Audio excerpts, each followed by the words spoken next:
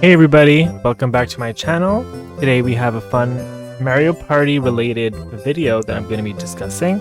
And that's going to be top 5 features that I want to return to Mario Party Superstars or its sequel or for future Mario Party games.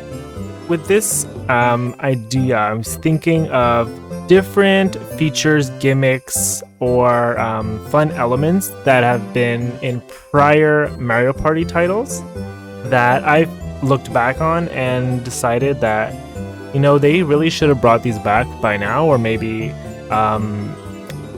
maybe for some reason Nintendo thought they were just for like one game and then they just left it aside.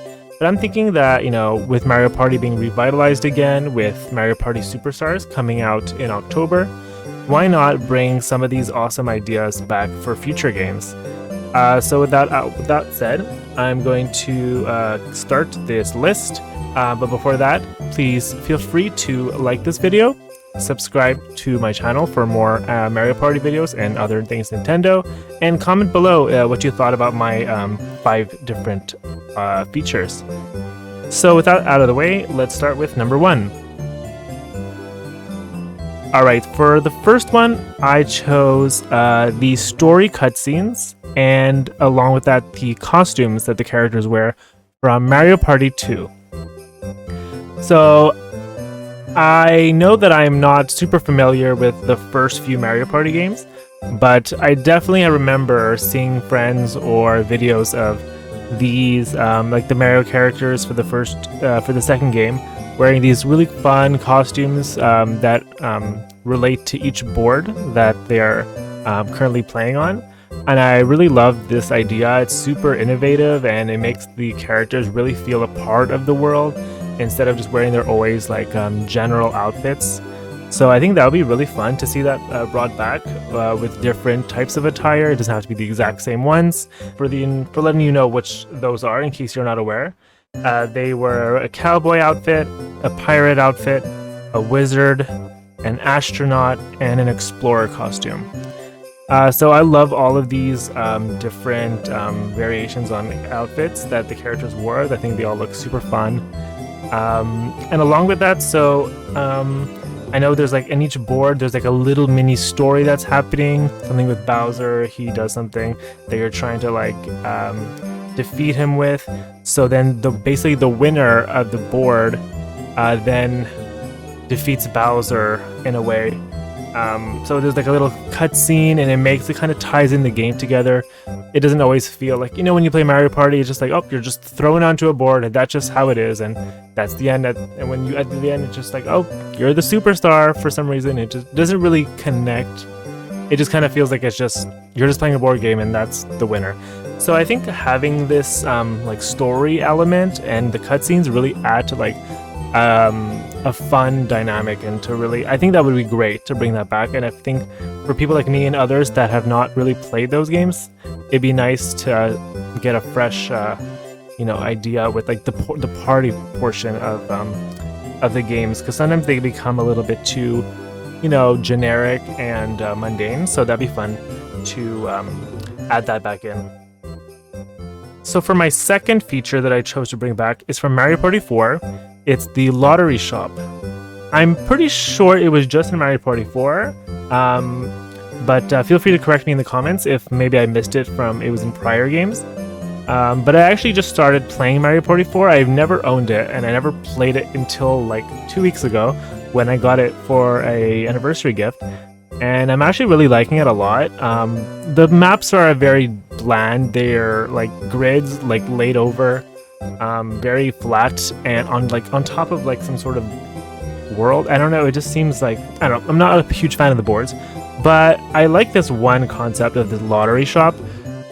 It's really hard, I think. Well, I've only played a few times, but it seems like really hard to win the top prize, but so far it's fun. So you when your character passes the lottery shop, you have a random chance between getting 2 games. There's the lottery ball game, and then there's the scratch ticket game. With the lottery ball game, you roll the ball, and you have to pay 5 coins, obviously, and you have like a very slim chance of getting the gold, which is the first place, to get I think 100 coins. second prize, and which is like maybe I forget the percentages, but basically there's a high chance of getting no prize. But for just 5 coins to enter, you might as well try, right? And I think that just having the option for like this kind of lottery gambling kind of mechanic really kind of lightens up the dynamic of the board. You know, you're not always just strategizing with this or trying to plan out where you're going to use things or go. So it adds a bit of fun, especially if you're really behind with coins and you get really lucky. It could be really fun. The second game in the lottery shop is the scratch ticket game, which you just scratch off one of the random tickets, and if you are lucky enough to get the one that has any of the prizes, 1, 2, or 3, then you're gonna win that. If not, it's gonna say try again, and you're not gonna get anything. And I think there was one other part for the lottery shop. I think your first time there in your party game, there's the lucky party ticket, which is free, and then I believe, at the last 5 turn segment of your party game, the board host will reveal the answers, I guess, or like randomly choose from the cards, and basically you have to try to match up the 3 cards that was given to you. It's all luck. This seems fun. I mean, it's not like there's much. It's all chance. I actually looked it up, and the chances of winning this are 1 in 64. So that's really, really low odds of winning. I feel like if they were to bring this lottery shop element or feature back to a new series like in Superstars, I think they can maybe make it a little bit less difficult to win. Maybe only have 2 cards, perhaps, instead of 3 to get 2 correct. That's just my opinion. Alright, we're going to move on to the third feature now. And this is from Mario Party 6. It is the day and night cycle. I absolutely love this gimmick in Mario Party 6. It's probably my favorite gimmick in that game. So what the day and night cycle means, basically, is that every 3 turns in your map, it's going to change the time of day. So the first 3 turns will be daytime, and on the 4th turn, it'll turn to night. What this implicates is that certain elements on the board will slightly change or be removed. So some boards it'll be DK, some places at nighttime it'll be Bowser. Some elements will be closed off at night and others will be open. There are a couple stages, I think, where Pink Boo will be available at night, so that's when you can steal stars, but will be closed in the daytime. So I really love how it can really affect your strategy in the game. So you might be going somewhere, and then oh, Pink Boo's coming up, but the star is over here, but maybe I should go towards Pink Boo because I know it's going to be night coming up, and I can maybe get that instead of the star, because maybe the star I might not be able to reach it in time. So there's some strategy there, which I really, really appreciate them doing. I also like how in the mini-games, there's some differences in certain mini-games. I feel there's one, it's Mario Party 6 mini-game, oh, it's slipping from me. Okay, if I remember the title, I'll put it into the video right now. But basically, in the night version, you have to fall down and try to avoid them and reach the bottom as quick as possible. So I like how it really it changed the whole way of playing this minigame, and that's because of this day and night feature. So that would be really fun to be brought back. Apart from the actual game elements, I love the aesthetic of it. I love playing at night. It's so different than most other boards. I know in Horrorland, I think in Mario Party 2 it does this as well, but I would love this to be brought back for sure. Alright, so we have the 4th feature that I have, and this is implemented in Mario Party 6 and Mario Party 7, and this is the Orbs item system. This is for sure, hands down, my favorite items variation. So what the Orbs does that's different than per se like candy in Mario Party 8 or capsules in Mario Party 5 basically means that you are going to go to the shops like in most games, and you can choose what you want to buy. Some spots you'll be able to just get one freely. So I like how it has that, whereas in 5 I didn't like how you had to go and randomly get a capsule, and so then there was like the strategy was taken out of that. And so how the Orbs, what it does is there are different types, of course, they do different things, but one specific type of the yellow orbs, where you would able to strategically place onto the board your spaces that you paid for, like Pink Boo, like Hammer Bro, like Piranha Plant, and so forth.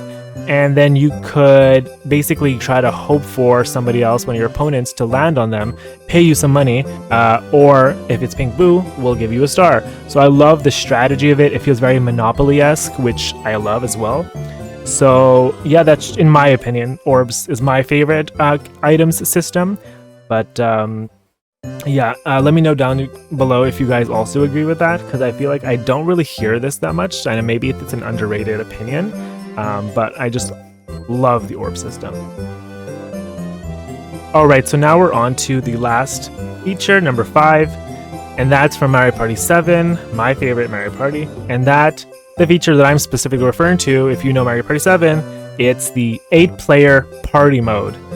I think this is so underrated, so fun, so clever, so well done.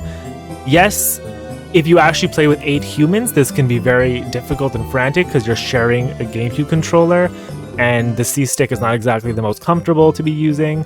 But a lot of times I do this with just like my partner, and we just play with computers, so we don't have to really worry about like sharing. We have our own controllers, but I love having the option of playing with like double the normal roster. So it adds a lot of more chaoticness. There's so many different types of items that can be used.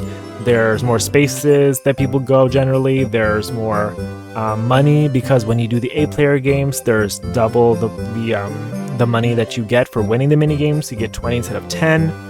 And just some of the minigames itself that are so cleverly done, because you need to have different types of minigames when you have more players. So yeah, that's something that I've always thought I would love to bring back. And especially with the Switch and how it being with Superstars and so forth, I feel like instead of having it where you would be sharing a controller with a partner, you could actually have everyone have their own controller, but still be playing 8 players at one time.